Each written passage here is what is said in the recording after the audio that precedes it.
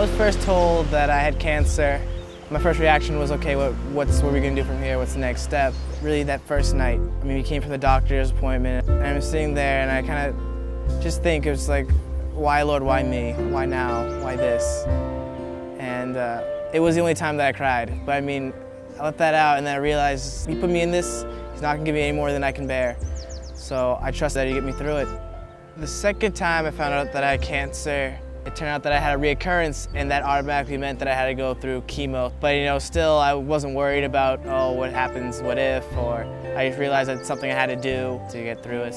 People say to me that I'm so strong, but in actuality, the strong one is Daniel. And he has said, you know what, the Lord is there. If this wasn't to give him glory in the end or have somebody learn from what I am going through, he wouldn't have put me in this situation. Chemo was intense. I'm in the hospital for 5 days. Every round accumulates, so I'm at home for another 5 days, sick, nauseous, dizzy, lightheaded, just constantly tired. I really don't think without my faith I would have made it through and been able to keep my sanity and keep my joy and the joy of life.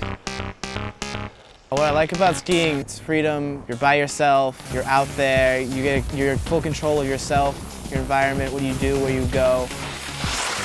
I first started skiing when I was about 9 years old, and then since then it's been every year, constantly, and then started high school, and I joined the ski team there. I enjoy it a lot. During the time Daniel had cancer, he missed very little school. I noticed a few days that he was down and he looked tired and he looked sick. And I asked him how he was doing, and he says, oh, I am here and I want to be here. It was really a lesson to me the way he handled the situation. We talk a lot about commitment and we talk about courage. Dan epitomized that when he fought and battled his cancer. He never got down. He had days when he could barely drag himself to school.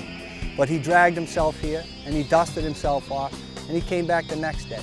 He taught us all a lesson about real courage, about real strength and real resiliency. My advice would be, don't get bogged down with your fears and to stay who you are, to stay upbeat and stay positive. Because you know, it's a season and it has its time, but it always passes. And you know, your joy's coming. Realize that it's something you have to go through and that you'll get to the other side, that there is another side. Subscribe to our channel, The Real Winning Edge, now on YouTube. You can see more inspirational videos like this.